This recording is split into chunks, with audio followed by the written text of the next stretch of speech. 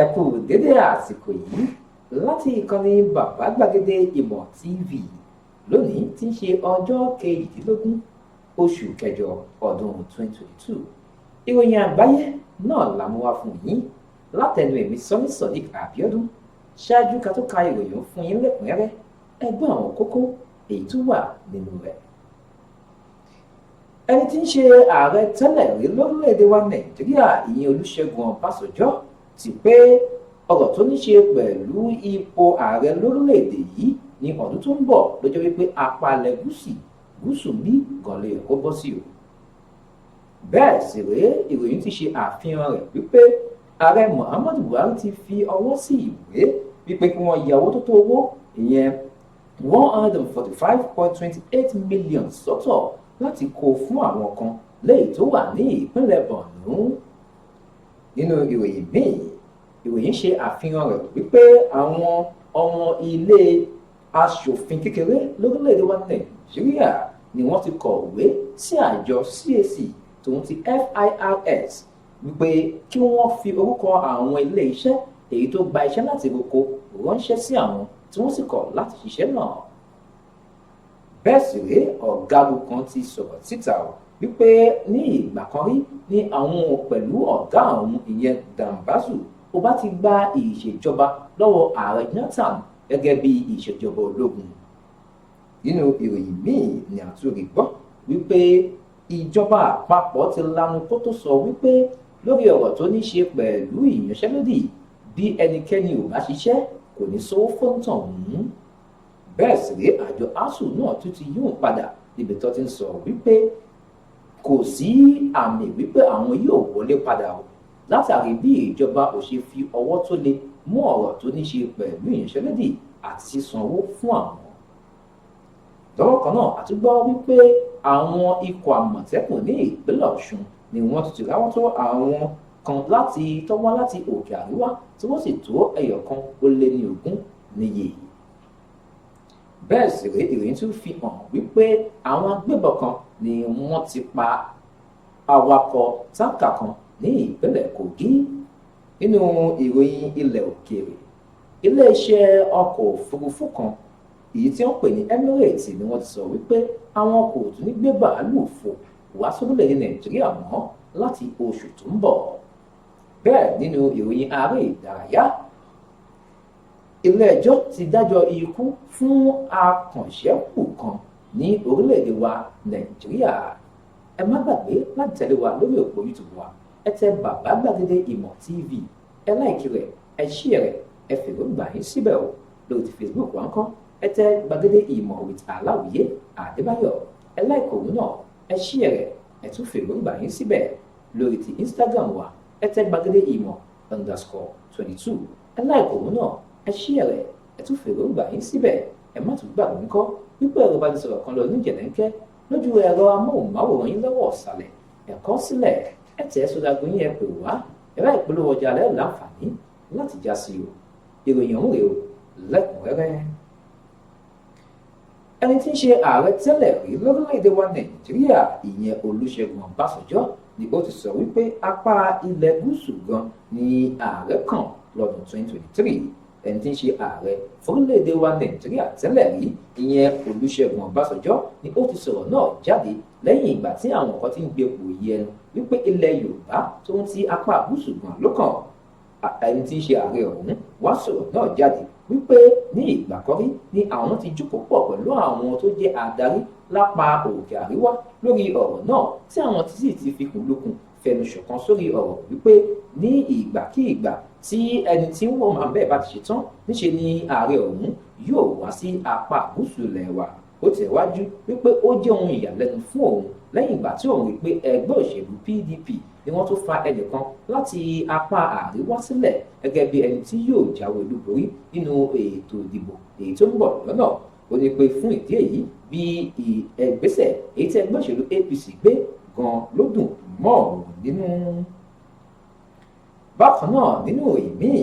òun ló ṣe àfihàn rẹ̀ wípé ààrẹ Muhammadu Buhari ti fi ọwọ́ sí owó kan lẹ́yìn tó jẹ́ wípé ó tó 145.28 million naira báyìí lẹ́yìn tí wọ́n yóò kó fún àwọn kan ní ìpínlẹ̀ Borno ta ló fi ọ̀rọ̀ náà léde ẹni tí ń ṣe mínísítà fún ọ̀rọ̀ ìtọ́jú ẹni pẹ̀lú ọ̀rọ̀ tó ní ṣe pẹ̀lú ìdàgbàsókè lórílẹ̀‐èdè yìí ìyẹn arábìnrin Sadiya Farouk òun ló fi ọ̀rọ̀ náà léde wípé ààrẹ Muhammadu Buhari ti ṣetán láti fi owó ìrànwọ́ kan ránṣẹ́ sí ìpínlẹ̀ Borno lẹ́yìn tí wọn yóò fún àwọn kan tí wọn ò ní. Ó tẹ̀wájú nínú ọ̀rọ̀ rẹ̀ wípé ìjọba yìí ti ṣetán láti tọ́jú àwọn aláìní àgàgà àwọn arúgbó pẹ̀lú opó bẹ́ẹ̀ sì ré pẹ̀lú àwọn tó jẹ́ wípé wọn kò pé ní ara. Ìròyìn ọ̀hún tẹ̀wájú níbi tí Hajiya Farouk ọ̀hún ti sọ pé láti ọdún 2020 ní ààrẹ Muhammadu Buhari ti rí wípé àwọn ń tọ́jú àwọn obìnrin àgàgà láti rí wípé níṣe ni ìjọba ọ̀hún tún yọ ó kéré jù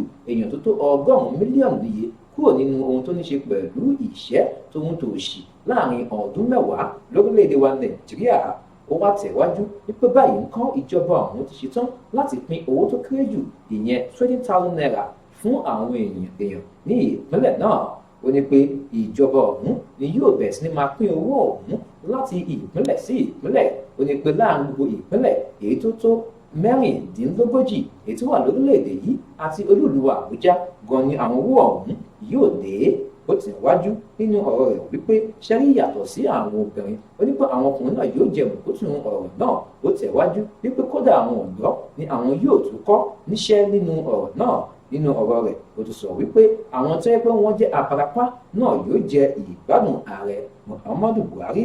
Lọ́wọ́ kan náà fáwọn kan ti léde báyìí lẹ́yìn tó ń ṣe àfihàn bí ó ti jẹ́ wípé ìṣèjọba ọ̀hún ti bẹ̀rẹ̀ sí ní dá àwọn kan èyí tó wà ní ìpínlẹ̀ Sokoto lóhùn láti máa fún wọn ní àwọn owó ìrànwọ́ àti ṣe àánú fún wọn. Ẹ wo díẹ̀ nínú fọ́nrán ọ̀hún. The 89 million people projected to be living below national poverty line in 2018. The report also revealed that 4 in every 10 Nigerians live below the national poverty line. A majority of these people live in northern Nigeria. The National Bureau of Statistics data also identifies Sokoto State as the poorest state in Nigeria, a position state officials have disputed, citing state government investment in poverty alleviation and empowerment efforts over the years. The state is also one of the major beneficiaries of the federal government social investment program, which has empowered many micro, small and medium enterprises. The program has also provided cash for vulnerable persons, established school feeding for pupils, and given out conditional cash transfer. At this flag off of the disbursement of cash transfer, coordinator of the program disclosed that 24 billion naira has been invested into fighting poverty annually in Sokoto State since the inception of the National Social Investment Program in 2016. For Empower in Sokoto State, we are investing over 13 billion naira yearly. We also have JIP, the soft loan component, on which we have nearly 1 billion naira for Sokoto State. I wish to inform you that the state government has been making efforts towards helping impoverished households with a view to diversifying income, implement strong and comprehensive nutritional activities in response to the livelihood challenges. Ilé ìgbìmọ̀ aṣòfin èyí tó kéré jùlọ lórílẹ̀‐èdè wa Nàìjíríà ni wọ́n ti kọ lẹ́tà báyìí béèrè fún àrúkọ àwọn ilé iṣẹ́ èyí tí wọ́n gba iṣẹ́ tí wọ́n sì kọ̀ láti ṣe. Ilé ìgbìmọ̀ aṣòfin èyí tó kéré jùlọ lórílẹ̀‐èdè wa Nàìjíríà láti ara ikọ̀ kan ni wọ́n ti kọ lẹ́tà báyìí ránṣẹ́ sí àjọ CAC tó ti FIRSC látàrí bí owó kan èyí tó tó 18.6 billion naira ṣe jáde lọ sọ́wọ́ àwọn ilé iṣẹ́ míì léyìí tọ́kọ̀ láti ṣe iṣẹ́. Ìròyìn ti fi àfihàn rẹ̀ wípé níṣe ni àwọn ilé iṣẹ́ yìí ni wọ́n gba owó náà wípé àwọn yóò roko lórí àwọn ilé iṣẹ́ ọ̀gbìn kan àti oko ọ̀gbìn kan lórílẹ̀‐èdè wa Nàìjíríà. Ìròyìn yẹn ṣe àfihàn rẹ̀ wípé ẹni tí ń ṣe alága fún ikọ̀ ọ̀hún èyí tó ń rí sí owó èyí tí wọ́n ná síta ìyẹn arákùnrin Wọlé Ọ̀kẹ́ ni ó sọ̀rọ̀ náà jáde wípé ó pọn dandan báyìí fún ẹni tí ó jẹ́ akọ̀wé ti ilé ìgbìmọ̀ aṣòfin ọ̀hún láti kọ lẹ́tà báyìí ránṣẹ́ sí àwọn tí ó jẹ́ wípé wọ́n kọ̀ láti ṣe ohun tó yẹ kó ṣe. Ó ó pé kí wọ́n kọ lẹ́tà ọ̀hún sí àjọ CAC tó ti FIRSC láti fi orúkọ àwọn iléeṣẹ́ ọ̀hún èyí tó kọ́ láti ṣiṣẹ́ ìyẹn náà ránṣẹ́ síta. Wọ́n tẹ̀wájú wípé nígbà kan rí ló jẹ́ pé àwọn iléeṣẹ́ ọ̀hún láàrin ọdún 2013 sí 2021 ni wọ́n ti pè wọ́n tẹ́lẹ̀ láti wá jẹ́ ẹjọ́ kan lórí ọ̀rọ̀ tí wọ́n ṣe ná owó náà. Ìròyìn ọ̀hún tẹ̀wájú wípé iléeṣẹ́ méjì kan péré ni ó wá sí ilé ìgbìmọ̀ aṣòfin ọ̀hún láti wí tẹnu wọn. Wọ́n pe iléeṣẹ́ méjì ọ̀hún òun náà ni Easy Construction Company pẹ̀lú iléeṣẹ́ míì ètò jẹ́ Nukamp Ventures Limited. Wọ́n ní pé àwọn iléeṣẹ́ méjèèjì ọ̀hún ni wọ́n rán aṣojú wá tó sì jẹ́ wípé ẹni tó ní wọ́n gan ó kọ̀ láti wá. Wọ́n ní pé ní báyìí ń kọ́ ilé ìgbìmọ̀ aṣòfin ọ̀hún láti ẹnu ẹni tí ń ṣe adarí fún ikọ̀ èyí tó ń rí sí ọwọ́ èyí tó ń ná síta ìyẹn arákùnrin Ọ̀kẹ́ ni ó ti sọ wípé ó pọn dandan báyìí kí wọ́n tètè kọ lẹ́tà sí àwọn iléeṣẹ́ tòun ti àjọ èyí tó ń rí sí ọ̀rọ̀ náà láti mọ bí ọ̀rọ̀ ọ̀hún ṣe rí. Ẹni tí ń ṣe ọ̀gágun kan tẹ́lẹ̀ rí lórílẹ̀‐èdè wa Nàìjíríà ìyẹn General Ushaka Usman ni ó ti sọ wípé ní ìgbà kan rí òun tó pẹ̀lú Dambazo ó bá ti gba ìjọba lọ́wọ́ Jonathan gẹ́gẹ́ bí ìjọba ológun o. Ìròyìn ọ̀hún tẹ̀wájú wípé ẹnìkan tí ó ti jẹ́ ọ̀gágun tẹ́lẹ̀ rí lórílẹ̀‐èdè yìí tí ó sì wà lábẹ́ ọ̀gágun Dambazo tí orúkọ rẹ̀ ń jẹ́ Usman Kashaka ni ó ti sọ̀rọ̀ náà léde wípé ní abẹ́ ìṣèjọba Jonathan náà ó bá ti gba ìṣèjọba ọ̀hún ní ọdún 2010. Ó tẹ̀wájú wípé ní abẹ́ ìṣèjọba ọ̀hún ló ti jẹ́ wípé àwọn ti jókòó pọ̀ ṣe ìpàdé láti rí wípé àwọn gba ìjọba náà. Ó ní pé ọ̀pọ̀lọpọ̀ nínú àwọn ọmọ ológun gan ló farasí pẹ̀lú àwọn olóṣèlú míì tí wọ́n sì ń béèrè lọ́wọ́ àwọn wípé ìgbà wo gan ni àwọn yóò gba ìjọba. Ó pé ọ̀pọ̀lọpọ̀ àwọn olóṣèlú gan ni wọ́n tún fọwọ́sowọ́pọ̀ pẹ̀lú àwọn tó sì jẹ́ wípé ẹni tí ń ṣe ọ̀gá àgbà nígbà yẹn tó sì jẹ́ adarí pátápátá fún ikọ̀ ológun lórílẹ̀‐èdè yìí ìyẹn Dambazo òun gan ló kọ̀ láti fi ọwọ́ sí. Ó ní pé nígbà yẹn Dambazo pe àwọn tó sì bá wọn ṣe ìpàdé pọ̀ wípé káwọn má ṣe gba ìjọba lọ́wọ́ ààrẹ Jonathan láti rí wípé ohun tó ní ṣe pẹ̀lú àlàáfíà tẹ̀wájú nílẹ̀ yìí. Ó wá tẹ̀wájú wípé kódà wọ́n lè béèrè lọ́wọ́ àwọn ológun míì èyí tó sì wà láyé pé bóyá òótọ́ lòun sọ àbí irọ́ ni òun pa. Lórí ọ̀rọ̀ tó ní ṣe pẹ̀lú bí àjọ ASUU ṣe yanṣẹ́lódì nílẹ̀ wa Nàìjíríà, ìjọba àpapọ̀ ti sọ wípé àfi dandan gbọ̀n kí àjọ ọ̀hún padà sẹ́nu iṣẹ́ bí bẹ́ẹ̀ kọ́ àwọn òde fún wọn ní owó kankan. Ẹni tí ń ṣe mínísítà fún ọ̀rọ̀ tó ní ṣe pẹ̀lú ètò ẹ̀kọ́ lórílẹ̀‐èdè wa Nàìjíríà ìyẹn Malam Adamu òun ló sọ̀rọ̀ náà jáde lónílùú wa Àbújá wípé àwọn tó jẹ́ olùkọ́ ilé ẹ̀kọ́ gíga fáfitì ni wọ́n ti kọ̀ láti padà sí ẹnu iṣẹ́ lẹ́yìn tí àwọn bẹ̀ wọ́n síwájú táwọn sì bẹ̀ wọ́n sẹ́yìn. Ó pé èyí gan ló ṣe àfihàn wípé ẹni tí ò bá ṣe kò ní jẹ. Ó tẹ̀wájú pé lẹ́yìn tí ìjọba ti ná owó rọ̀gùnrọ̀gùn lórí ọ̀rọ̀ tó ní ṣe pẹ̀lú ètò ẹ̀kọ́ lórílẹ̀‐èdè wa Nàìjíríà láti àjọ tí a mọ̀ sí TETFund àti UBEC láti ṣe àwọn ohun tí ẹ̀kọ́ ṣe sí ọgbà ilé ẹ̀kọ́, ṣùgbọ́n síbẹ̀síbẹ̀ náà àjọ ASUU tún tẹ̀wájú láti rí wípé wọ́n tún lọ sóhun tó ń pè ní ìyanṣẹ́lódì. Ó ní pé lẹ́yìn ìròyìn àwọn ti bẹ̀ wọ́n síwájú bẹ́ẹ̀ àwọn ti bẹ̀ wọ́n sẹ́yìn wọ́n sì kọ̀ láti gbọ́ ẹ̀bẹ̀ àwọn. Ó ní pé ṣùgbọ́n ìjìyà tó wà nínú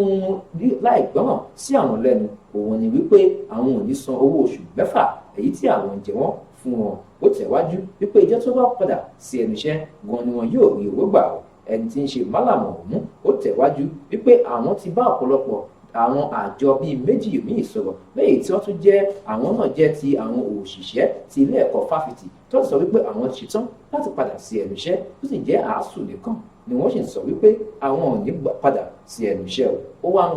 Ó tún wá dúpẹ́ lọ́wọ́ àjọ ASUU lórí bí àwọn ṣe gbé ìgbésẹ̀ láti padà sí ẹnu iṣẹ́ ní ìgbà tó yẹ.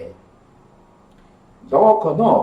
àjọ ASUU ni wọ́n ti fọ̀rọ̀ léde báyìí láti ẹnu ẹni tí ń ṣe ọ̀gá àgbà àjọ náà wípé àwọn ò tí ì rò bóyá wíwọlé yóò ṣeé ṣe o látàrí bí ìjọba ti ń fi ọwọ́ yẹ̀bẹ́kẹ́ mú ọ̀rọ̀ tó ní ṣe pẹ̀lú ètò ẹ̀kọ́ lórílẹ̀‐èdè wa Nàìjíríà. Ẹni tí ń ṣe ọ̀gá àgbà fún àjọ ọ̀hún ẹni tí a mọ̀ sí Emmanuel Oṣùlẹ̀kẹ́ òun ló sọ̀rọ̀ náà léde ní àná ní ìgbà tó sọ̀rọ̀ náà lórí ẹ̀rọ abẹ́yẹfò rẹ̀ ìyẹn ti Twitter. wípé ìjọba orílẹ̀-èdè Nàìjíríà ni wọn ò tí ì ṣetán láti rí i wípé wọ́n gbógun ti ọ̀rọ̀ tó ní ṣe pẹ̀lú ìwà ìjẹbánu nílẹ̀ yìí kí wọ́n sì bẹ̀rẹ̀ sí ní sanwó fún àwọn tí ó jẹ́ olùkọ́ ìfáfitì ó ní pé kàkà kí ìjọba rí wípé wọ́n dáhùn lóhùn níṣẹ́ ni wọ́n bẹ̀rẹ̀ sí ní máa ṣe nǹkan míì lórílẹ̀-èdè wa Nàìjíríà. Ìròyìn ọ̀hún tẹ̀wájú wípé ọ̀gá àgbà ọ̀hún ó ní pé nǹkan míì ni àwọn tó jẹ́ ọ̀gá àgbà nínú ọ̀rọ̀ tó ní ṣe pẹ̀lú ètò ẹ̀kọ́ ìyẹn nínú mínísítírì tó ní ṣe pẹ̀lú ètò ẹ̀kọ́ ń bá àwọn sùn tó sì jẹ́ wípé wọn kò sọ ohun tí àwọn fẹ́ ó ní pé níṣe ni wọ́n bẹ̀rẹ̀ sí ní máa bẹ òun àwọn lẹ́yìn ìgbà tó jẹ́ wípé ọkọ̀ tó ní ṣe pẹ̀lú ètò ẹ̀kọ́ ń mẹ́ẹ̀ lórílẹ̀‐èdè yìí ó pé gbogbo ohun táwọn ń béèrè fún pátápátá ni wọ́n kọ̀ láti dá àwọn lóhùn ó wá rọgbọ àwọn akẹ́kọ̀ọ́ pátápátá láti ní sùúrù látàrí wípé torí tí wọ́n gan ni àwọn ń ṣe. Ní ìpínlẹ̀ Ọ̀ṣun ikọ̀ Àmọ̀tẹ́kùn ni wọ́n ti ráwọ́ tó ó kéré jù èèyàn bíi mọ́kànlélógún tó jẹ́ wọ́n wá láti apá àríwá lórí wípé wọ́n sá sínú ọkọ̀ tírélà kan. Ìròyìn ọ̀hún fi hàn wípé ó kéré jù èèyàn bíi mọ́kànlélógún kan ni ọwọ́ ti ráwọ́ tó báyìí láti ọwọ́ àwọn Àmọ̀tẹ́kùn látàrí ìdóbi pé wọ́n wọlé sí ìpínlẹ̀ Ọ̀ṣun lọ́nà tí ò tọ́. Ìròyìn ọ̀hún fi hàn wípé ẹni tí ń ṣe ọ̀gá àgbà fún ikọ̀ ọ̀hún ìyẹn Àmítolú Ṣítù ni ó fẹ̀rọ̀ náà léde wípé níṣe ni àwọn onítọ̀hún ni wọ́n wọ ìlú ọ̀hún wá tí wọ́n sì sá sí abẹ́ ọ̀kadà èyí tí wọ́n kó sínú tírélà náà. Ó ní pé èyí gan ló yà wọ́n lẹ́nu lẹ́yìn ìgbà tí àwọn tú mọ́tò ọ̀hún tí àwọn sì rí ọ̀pọ̀lọpọ̀ ọ̀kadà ńbẹ̀ ṣùgbọ́n lẹ́yìn rẹ̀ níṣẹ́ làwọn rí èèyàn tó bíi mọ́kànlélógún lẹ́yìn tó sá sábẹ́ ọ̀kadà náà láti rí wípé ọwọ́ ò bà wọ́n ṣùgbọ́n lẹ́yìn rẹ̀ ó ní àwọn béèrè lọ́wọ́ pé níbo ni wọ́n ń lọ gan tí wọ́n sì kọ̀ láti sọ ibi tó ń lọ pàtó tí ọ̀pọ̀lọpọ̀ wọn sì ń dárúkọ Zamfara àti ìlú míì lókè àríwá. Ó pé lọ́wọ́lọ́wọ́ báyìí kọ́ àwọn tí wọ́n lọ sí ọ̀dọ̀ àwọn ọlọ́pàá láti bẹ̀rẹ̀ sí ní ṣe iṣẹ́ èyí tí ó yẹ. Bákan náà sì rèé fọ́nrán kan ti léde báyìí lẹ́yìn tí ó ń fi àwọn ikọ̀ Àmọ̀tẹ́kùn tí ìpínlẹ̀ Oǹdó hàn lórí bí wọ́n ṣe ń bẹ̀rẹ̀ láti ṣiṣẹ́ tó sì sọ fún àwọn ọmọ ìlú Ọ̀wọ̀ wípé kí wọ́n fọkàn balẹ̀ wípé ọ̀rọ̀ tó ní ṣe pẹ̀lú ètò ààbò ní ìpínlẹ̀ náà yóò dúró dè bí ẹwú díẹ̀ ní fọ́nrán ọ̀hún. Or risk being caught. Mr. Adeleye, who is also the special advisor to the Ondo State Governor on security matters, spoke in Owo while embarking on a security awareness campaign together with the newly recruited officers of the Corps. The campaign took the Amotekun commander and the new recruits to major streets of the town. He described bribery and betrayal as the highest and unpardonable crime against the Corps. We went through the crannies and towns within Owo, and we were able to create awareness and also keep fit and reassure the good people of Owo that there is no cause for alarm, that security agencies are up to the task, and that by the grace of God, there is not going to be any security breach again. Àwọn agbébọn tún ti pa awakọ̀ táǹkà kan ní ìpínlẹ̀ Kogi. Àwọn agbébọn kan ni wọ́n ṣàdédé yìnbọn fún awakọ̀ táǹkà kan lẹ́yìn tí ó ju ọmọ ọdún mẹ́rìndínláàádọ́ta lọ ní ìpínlẹ̀ Kogi. Ìròyìn ṣe àfihàn wípé awakọ̀ ọ̀hún lórúkọ rẹ̀ ń jẹ́ Usman Zakari èyí tó ń gbé ní agbègbè Àyígbè ní ìjọba ìpínlẹ̀ Dekina ní ìpínlẹ̀ Kogi. Ìròyìn ṣe àfihàn rẹ̀ wípé ní ọjọ́ Sátidé ní ìṣẹ̀lẹ̀ ọ̀hún ṣẹ̀ nítòsí mọ́ṣáláṣí kan èyí tó wà ní Ọ̀bẹ́yá ní agbègbè náà. Ìròyìn ọ̀hún ṣe àfihàn wípé ẹnìkan èyí tí ojú rẹ̀ rí ohun ọ̀rọ̀ náà tó sì jẹ́ wípé ó kọ̀ láti forúkọ rẹ̀ léde ló sọ wípé ìṣẹ̀lẹ̀ ọ̀hún ṣẹ̀ ní dédé aago 4 ìrọ̀lẹ́ ní ọjọ́ náà wípé ńṣe ni àwọn agbébọn ọ̀hún ṣàdédé ya wọ ìlú ọ̀hún tí wọ́n sì yìnbọn fún arákùnrin náà. Àgbọ́ wípé Zakari ọ̀hún ni wọ́n ṣàdédé yìnbọn fún níwájú ilé rẹ̀ lẹ́yìn ìgbà tó yẹ pé ilé ọ̀hún gan ló ti jẹ́ wípé ìròyìn kan ti fi léde tẹ́lẹ̀ wípé wọ́n ti pa ẹnìkan tí ó jẹ́ olórí ti ìmáàmù agbègbè náà tẹ́lẹ̀ rí tí ìyẹn sì jẹ́ ọmọ ọdún 25 ìyẹn Yusuf Lábà náà ìyẹn ní ọdún tó kọjá. ẹni tí ń ṣe ọ̀gá àgbà tó ń tí agbẹnusọ fún iléeṣẹ́ ọlọ́pàá ní ìpínlẹ̀ Kogi ọ̀hún ìyẹn SP Williams Aya náà ti fìdí ìdí ọ̀rọ̀ ọ̀hún múlẹ̀ wípé òótọ́ ni àwọn agbébọn ọ̀hún ṣe ikú pa Mustapha Zakari ọ̀hún ní ìpínlẹ̀ náà wọ́n pé níṣe ni àwọn gba ìròyìn ọ̀hún láti ẹni tí ń ṣe àbúrò rẹ̀ ìyẹn Usman Zakari wọ́n pé lọ́wọ́lọ́wọ́ báyìí kọ́ àwọn ti bẹ̀rẹ̀ iṣẹ́ ìwádìí láti rí wípé àwọn fọwọ́ ṣìkún mú àwọn tó ṣiṣẹ́ aláàbí náà. Nínú ìròyìn ilẹ̀ òkèèrè, ilé-iṣẹ́ ọkọ̀ òfurufú kan ni wọ́n ti sọ wípé àwọn kò ní ṣiṣẹ́ láti oṣù tó ń bọ̀. Ilé-iṣẹ́ Emirates èyí tó ń rí sí èyí tó jẹ́ ilé-iṣẹ́ ọkọ̀ òfurufú èyí tí ó ń ṣiṣẹ́ lórílẹ̀‐èdè Nàìjíríà láti tó sì gbé àwọn èèyàn wá sílẹ̀ yìí ló ti sọ wípé láti oṣù èyí tí ó ń bọ̀ yìí ìyẹn ọjọ́ kìíní oṣù tó ń bọ̀ yìí ni àwọn yóò dẹ́kun gbígbé àwọn ọmọ Nàìjíríà wá sí ìlú yìí mọ́. Ìròyìn ọ̀hún ṣe àfihàn wípé níṣe ni wọ́n sọ̀rọ̀ náà jáde ní àná nínú ìwé kan èyí tó fi léde sórílẹ̀‐èdè wa Nàìjíríà. Wọ́n pé ìgbésẹ̀ ọ̀hún ni àwọn gbé látàrí bí ìjọba àpapọ̀ orílẹ̀‐èdè yìí ti ṣe kọ̀ láti dá àwọn lóhùn. Wọ́n pé ọ̀pọ̀lọpọ̀ nǹkan làwọn ti béèrè lọ́wọ́ ìjọba yìí láti rí wípé owó àwọn èyí tó ń gún sórílẹ̀‐èdè wa Nàìjíríà tí àwọn ò lè kó láti ilẹ̀ yìí lọ sí ìlú àwọn ló jẹ́ ohun tó ń bà wọ́n nínú jẹ́. Wọ́n tẹ̀wájú wípé ọ̀pọ̀lọpọ̀ ìgbà ni àwọn ti ṣe àfisùn sí ilé-iṣẹ́ ààrẹ èyí tí ó ń rí sí ọ̀rọ̀ tó ní ṣe pẹ̀lú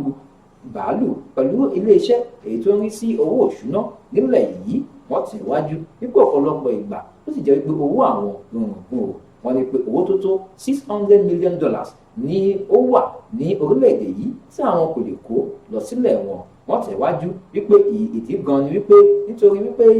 báǹkì àpapọ̀ nílẹ̀ wa Nàìjíríà ti kọ̀ láti fi owó ti dọ́là léde fún àwọn léyìí tí ó yẹ pé àwọn yóò fi kó owó ọ̀hún lọ sílẹ̀ àwọn. Wọ́n ní pé lọ́wọ́lọ́wọ́ báyìí láti ọjọ́ kìíní oṣù tó ń bọ̀ yìí ló ti jẹ́ wípé àwọn kò ní lè gbé àwọn ọmọ Nàìjíríà wá sí ìlú yìí mọ́. Nínú ìròyìn ààrẹ ìdárayá, ilé-ẹjọ́ ti dájọ́ ikú fún akànṣẹ́ kan ní orílẹ̀-èdè yìí. Ìròyìn ṣe àfihàn wípé akànṣẹ́ kan èyí tó orúkọ rẹ̀ ń jẹ́ Thank You Green ni ó ti jẹ́ wípé ó pa ìyàwó rẹ̀ ìyẹn Kwala tí ilé-ẹjọ́ ọ̀hún sì bínú dá ẹjọ́ ikú fún. Àgbọ́ wípé Green ọ̀hún ni ó bẹ̀rẹ̀ sí ní máa ja ẹ̀ṣẹ́ pẹ̀lú ìyàwó rẹ̀ lẹ́yìn ìgbà tí òun àti rẹ̀ ní gbọ́mísí ohun tó nínú ilé wọn. Ìròyìn ọ̀hún tẹ̀wájú wípé ìjà ọ̀hún ló fà á kí Green náà kí ó gbé ọmọ odó kó sì là mọ́ ìyàwó rẹ̀ lórí. Wọ́n ní lẹ́yìn ọ̀rẹ̀yìn ìyàwó rẹ̀ kú lẹ́sẹ̀kẹsẹ̀. Fún ìdí èyí ilé-ẹjọ́ ọ̀hún wá ti dá lọ sí pé kó máa lọ kí ó fi ẹ̀mí rẹ̀ lélẹ̀ nípa dídá ẹjọ́ ikú fún. Ìròyìn ọ̀hún tẹ̀síwájú wípé àwọn méjèèjì ni wọ́n jẹ́ ọmọ bíbí àti àdúgbò kan tí a mọ̀ sí Gúyùkù èyí tí ó wà ní orílẹ̀-èdè yìí. Ìròyìn ọ̀hún tẹ̀wájú wípé àwọn méjèèjì ni wọ́n ti kọ́kọ́ kọ́ra wọn sílẹ̀ tẹ́lẹ̀ gẹ́gẹ́ bí ọkọ àti aya ní oṣù kínní ọjọ́ kẹwàá ọdún 2018. Àgbẹ̀ pé lẹ́yìn ọ̀rẹ́yìn wọ́n tún padà fẹ́ra wọn kí ó lè rí wípé àwọn méjèèjì wọ́n tún wá padà ṣe ohun burúkú fúnra wọn. Ẹni tí ń ṣe adájọ́ ilé-ẹjọ́ ọ̀hún ìyẹn Nathan Musa òun ló dájọ́ ikú fún arákùnrin ọ̀hún wípé kí ó máa lọ. Kò ní jù báyìí lọ fún ti ìròyìn àgbáyé èyí tá a mú wá fún yín. Ẹ má gbàgbé láti tẹ̀lé wa lórí YouTube ẹ tẹ Bàbá Gbàgede Ìmọ̀ TV ẹ láìkí rẹ̀ ẹ share rẹ̀ ẹ fìrúngbà yín síbẹ̀ lórí ti Facebook wa ńkọ́ ẹ tẹ Gbàgede Ìmọ̀ with Aláwìyé Adébáyọ̀ ẹ láìkí òun náà ẹ share rẹ̀ ẹ tún fìrúngbà yín síbẹ̀ lórí ti Instagram wa ńkọ́ ẹ tẹ Gbàgede Ìmọ̀ _22 ẹ láìkí òun náà ẹ share rẹ̀ ẹ tún fìrúngbà yín síbẹ̀ ẹ má gbàgbé ńkọ́ pé ẹ̀rọ ìbánisọ̀rọ̀ kan lọ lóníjẹ̀lẹ̀ ń kẹ́ lójú ẹ̀rọ amóhùnmáwòrán yín lọ́wọ́ ọ̀sàlẹ̀ ẹ̀kọ́ sílẹ̀ ẹ tẹ̀ sórí àpò yín ẹ̀ pè wá ẹ̀rọ ìpolówó ọjà gan òun lè láǹfààní láti máa já sí o. Àmọ́ kí n tún máa lọ ẹgbẹ́ àwọn kókó ìròyìn ọ̀hún lẹ́ẹ̀kan sí i. Ààrẹ tẹ́lẹ̀ lórílẹ̀‐èdè wa Nàìjíríà ìyẹn Ọbásanjọ́ ti pé ipò ààrẹ lórílẹ̀‐èdè yìí apá gúúsù gan ló kàn. Ààrẹ Buhari ti ya owó tó tó $145.28 million sọ́tọ̀ lẹ́yìn tí wọ́n yóò fún àwọn kan ní ìpínlẹ̀ Borno. Bákan náà àmúwá fún yín wípé àwọn ọmọ ilé ìgbìmọ̀ aṣòfin kékeré lórílẹ̀‐èdè wa Nàìjíríà ni wọ́n ti kọ lẹ́tà sí àjọ CAC tòun ti FRIS lórí ọ̀rọ̀ tó ní ṣe pẹ̀lú owó kan èyí tí ó wọlẹ̀. Bẹ́ẹ̀ sì rí àtúmọ̀ fún yín nínú ìròyìn ilẹ̀ òkèèrè wípé ilé-iṣẹ́ Emirates wípé àwọn kò ní gbé àwọn ọmọ Nàìjíríà abẹ́nikẹ́ni wá sílẹ̀ mọ́ láti oṣù tó ń bọ̀ yìí. Àti wọ́n á fún nínú ìròyìn aré ìdárayá wípé akẹ̀ṣẹ́kù kan ni wọ́n ti dá ẹjọ́ ikú fún látàrí bí ó ṣe pa ìyàwó rẹ̀. Kò ní jù báyìí lọ fún ti ìròyìn àgbáyé èyí tá a mú wá fún yín. Sọ́ní Sonic Abiodun náà lórúkọ tèmi títí ìgbà míì tá a tún máa fi ètò ìtayọ̀ pàdé ire o. Oh, na, na, na. If you want to know what's going on in city, or you want to listen to the latest news and gist, no stress, oh, just tune to BGI TV. BGI TV, you're one in a million.